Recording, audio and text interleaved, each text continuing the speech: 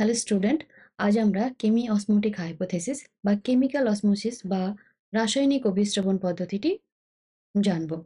1961 সালে বিজ্ঞানী Peter Mitchell এই রাসায়নিক অভিস্রবণ বা কেমি অসমোটিক হাইপোথেসিসটি বর্ণনা করেন। এই ঘটনাটি কোথায় ঘটে? এই ঘটনাটি ঘটে উদ্ভিদের ক্লোরোপ্লাস্টের থাইলাকয়েডের মেমব্রেনে। থাইলাকয়েডের মেমব্রেনটা আমরা একটু বড় করে দেখে নিই। এই যে এটা দেখছো, এটা হচ্ছে থাইলাকয়েডের মেমব্রেন। এই থাইলাকয়েডের মেমব্রেনে কতগুলো ইলেকট্রন ট্রান্সপোর্ট চেন অবস্থিত। সেই ইলেকট্রন ট্রান্সপোর্ট চেনগুলো প্রকৃতপক্ষে সালোক সংশ্লেষের আলোক দশায় সক্রিয় থাকে।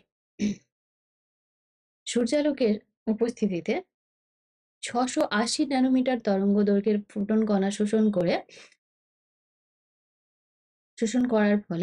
করার পরে PS2 একটি উত্তেজিত ইলেকট্রন ত্যাগ করে এবং যে ইলেকট্রনটা ফিওফাইটিন দ্বারা গৃহীত হয়। এখন ঠিক যে সময়ে ফটোসিস্টেম 2 উত্তেজিত অবস্থায় ইলেকট্রন ত্যাগ করে, একই সময়ে থাইলাকয়েডের লুমেনে জল বিশ্লিষ্ট হয়।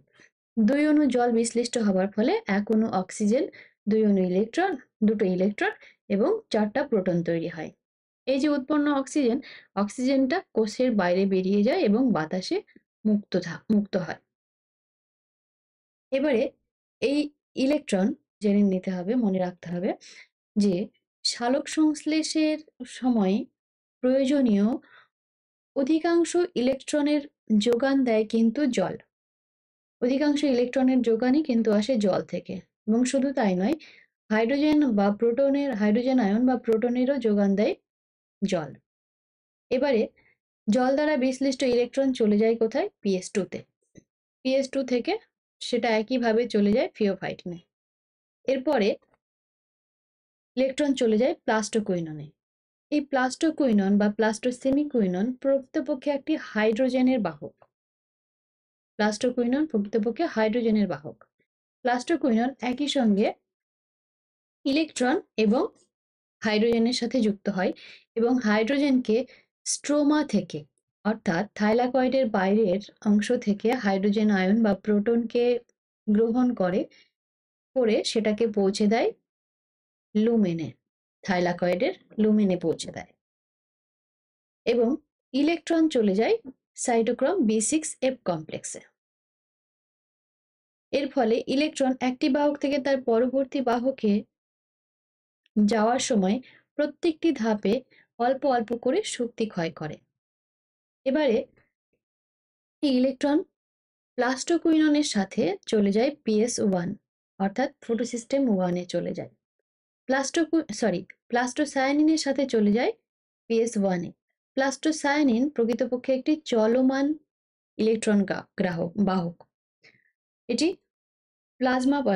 থাইলাকয়েডের পর্দায় আবদ্ধ অবস্থায় থাকে না।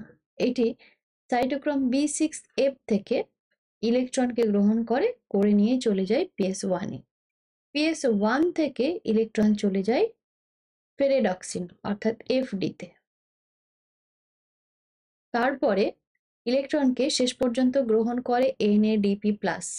NADP+ ইলেকট্রন গ্রহণ করে বিজারিত হয়ে তৈরি করে NADPH, এবং এই যে বিক্রিয়াটিতে সাহায্য করে FNR। এক্ষেত্রে একটা বিষয় তোমাদেরকে মনে রাখতে হবে, NADP পাওয়া যায় ক্লোরোপ্লাস্টে, কিন্তু মাইটোকন্ড্রিয়াতে পাওয়া যায় NADH। এই ছোট ছোট সূক্ষ্ম বিষয়গুলো মাথায় রাখতে হবে। তাহলে আমরা এতক্ষণ ইলেকট্রনের সাথে কি হয়, ইলেকট্রন কোথায় যায় এবং তার পরিণতি কি হয় সেটা জানলাম। এবারে আসি হাইড্রোজেন আয়ন বা প্রোটনের কথায়। লুমেনে ক্রমাগত জল বিশ্লেষণের ফলে এবং স্ট্রোমা থেকে প্লাস্টোহাইড্রোকুইননের প্রোটনকে লুমেনে নিয়ে আসার ফলে লুমেনের মধ্যে ক্রমাগত হাইড্রোজেন আয়ন জমা হতে থাকে, যার ফলে একটি প্রোটনের গ্রেডিয়েন্ট তৈরি হয়। অর্থাৎ লুমেনের অভ্যন্তরে প্রোটনের ঘনত্ব অত্যন্ত বেশি হয় এবং লুমেনের বাইরে প্রোটনের ঘনত্ব অত্যন্ত কম হয়।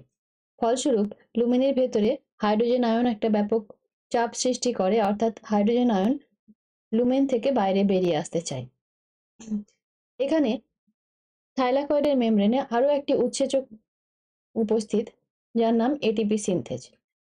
এই এটিপি সিনথেজের মধ্য দিয়ে হাইড্রোজেন আয়ন প্রবল গতিবেগে বাইরে বেরিয়ে আসতে চায় এবং হাইড্রোজেন আয়ন লুমেন থেকে যখন স্ট্রোমাতে বেরিয়ে আসে, সেই সময় হাইড্রোজেন আয়ন অর্থাৎ প্রোটন দ্বারা একটি শক্তি নির্গমন হয়। সেই শক্তির সাহায্যে এডিপি অজৈব ফসফেট বা ইনঅর্গানিক ফসফেটের সাথে যুক্ত হয়ে এটিপি তৈরি করে। এখন তোমাদের মনে প্রশ্ন আসতে পারে যে প্লাস্টোহাইড্রোকুইনন যে হাইড্রোজেনকে স্ট্রোমা থেকে লুমেনে নিয়ে আসছে, সেই হাইড্রোজেনের উৎস কি? বা এনএডিপি যে হাইড্রোজেনের সাথে যুক্ত হচ্ছে, সেই হাইড্রোজেনেরই বা উৎস কি? এতক্ষণে নিশ্চয়ই তোমরা সেই উত্তরটা পেয়ে গিয়েছো। থাইলাকয়েডের লুমেন থেকে হাইড্রোজেন এটিপি সিনথেজের মধ্য দিয়ে বাইরে বের হয়ে আসছে, সেই হাইড্রোজেনই এনএডিপিএইচ তৈরির এবং স্ট্রোমার হাইড্রোজেনের উৎস। আশা করি তোমরা বুঝতে পেরেছো। কোনো প্রশ্ন থাকলে কমেন্ট বক্সে জানাবে।